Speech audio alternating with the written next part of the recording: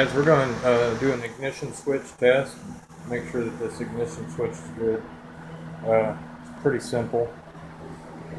When this gets turned on, of course you'll be able to start your bike. If you do it like that, obviously your kill switch works. Bike won't start. Turn the key on. So you know the dead man switch works.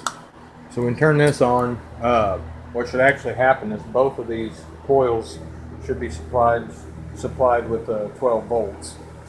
And the black and white wire on your coil packs is actually your positive. So you can stick your voltmeter to your battery. My battery needs to be charged actually. So I stick my probe in here to the black and white wire. I got 12 volts there.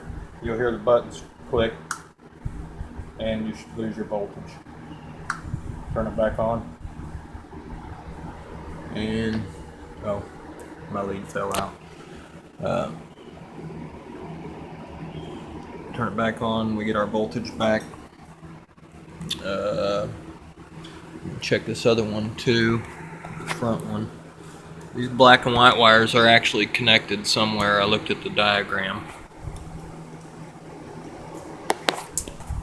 So we've got our 11 volts, turn it off, goes to 0, back on, we get our voltage. Okay, so that switch is good.